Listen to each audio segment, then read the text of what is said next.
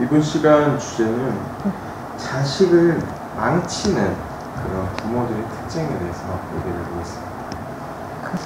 자식 망치는 부모의 특징? 네. 자식을 망치는 부모의 특징은 두 가지 분류가 있어요. 한쪽은 자식에 대한 관심이 너무 없는, 또 한쪽은 지나치게 많은 쪽. 나는 다 적당한 게 좋다고 생각해요. 적당한 게. 그러니까 어떤 종교든 간에 너무 맹신하지 말고, 난 그것도 중요하다고 생각하거든요. 내가 무속인이지만. 근데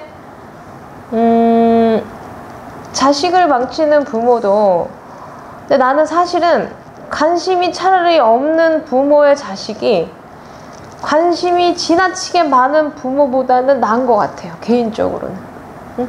왜 옛날부터 애들은 막 키우라는 얘기가 있잖아요.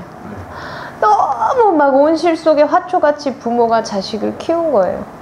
막 금이야 오기야, 어떻게 하면 큰일 날까, 막 바람 불면 날아갈까, 막 이렇게 해다가, 그리고 또 자신이 이루지 못한 것들을 자식을 통해서 대리만족하려고 하고, 그런 것들을 자식을 통해서 이루려고 하는 사람들이 있어요. 나는 항상 이렇게 얘기해요. 그러면 네가 그렇게 공부하고 싶으면 네가 하지 그랬어. 아줌마 그렇게 공부 많이 하고 싶으면 자식을 왜 이렇게 스트레스 줘? 아줌마 공부하면 되지. 늦었지만 100세 시대인데. 그렇게 얘기하거든요.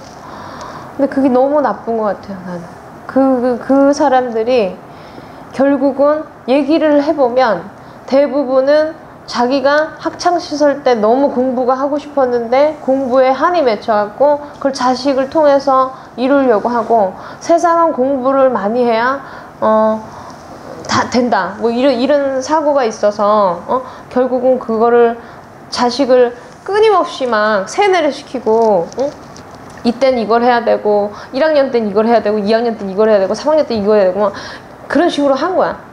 그 자식이 결국은 미치고 강박증이 생기고 방에서 안 나오고, 나 그런 애들 많이 봤거든요.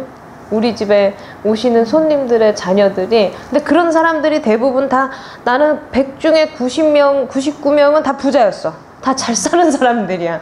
가난한 사람들은, 집이 형편이 어려운 사람들은 자식한테 그렇게, 물론 애정이 있죠, 당연히. 근데 먹고 살기 바쁘니까 자식한테만 신경 쓸 수가 없잖아. 현실이 그렇잖아.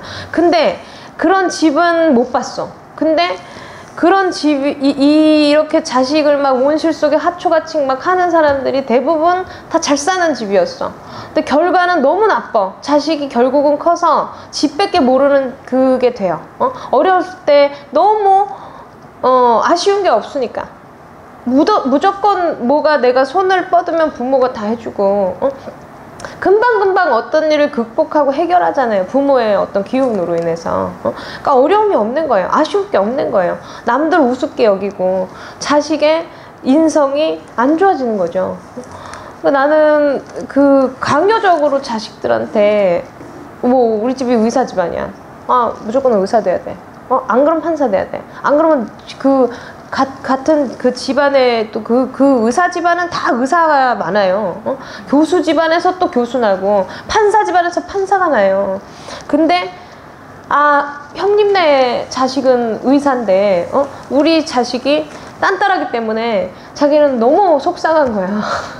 그런 사람도 많이 봤고. 근데 그 아이의 인생이 있잖아요. 팔자라는 게 있고 사주가 있고. 근데 그거는 없고 그냥 무조건 소외되는 거야.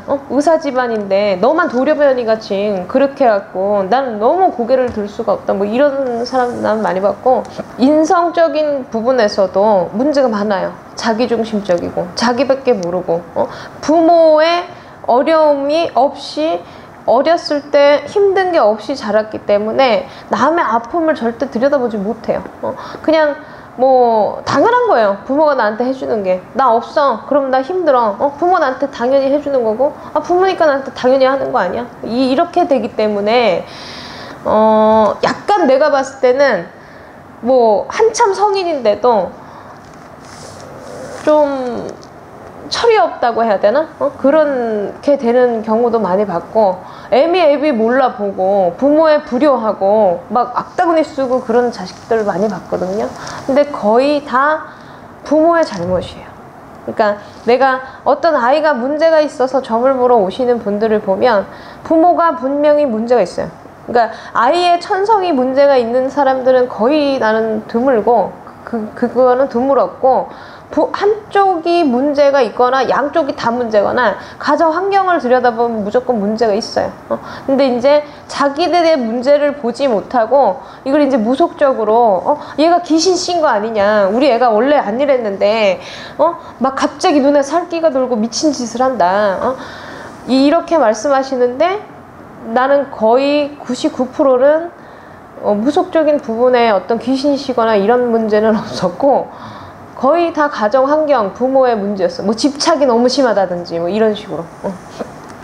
그래서 자식을 망치는 부모의 특징은 너무 다 해주지 말아야지. 그 자식이 어떤 일이 생겼을 때 이 일을 대처하고 이겨나가고 해결을 할 수 있는 거를 가르쳐주는 게 부모의 역할이잖아. 그것도 부모의 역할이잖아. 근데 다 해결을 해주니까 얘는 사회에 나가서 할 수가 없잖아요. 어떤 걸 해결해? 뭘 해본 적이 없잖아. 그러니까 그냥 아무것도 못하고 바보가 되는 거예요. 그 자식 망치는 거지. 뭐 예를 들어서 금전적인 사고를 쳤는데 계속 갚아줘. 그거 망치는 거지. 또 사고 치거든. 계속 치거든. 칠 수밖에 없거든요. 그러면 어차피 내가 해결하고 욕 한 번 듣고 계속 사고 칠 수밖에 없거든요. 그러니까 나는 그렇게 된 가정에 내가 점사를 보러 오셔서 그냥 경찰서 보내시라고, 감옥살이 하게 냅두시라고. 그게 걔를 올바르게 가는 길이다. 정가가 남더라도 그렇잖아. 안 그러면 계속 사고치고 평생 죽을 때까지 정신 못 차리는 사람도 있어요, 부모한테. 그러면 자식을 너무 막 금이야 오기야 길렀는데 그 부모는 얼마나 억장이 무너지겠어. 근데 그거 만든 사람들이 본인들이거든. 나는 좀 어려워봐야, 힘들고 아파보고 또 울어봐야 된다고 생각해요. 마무리하겠습니다. 네. 감사합니다. 네.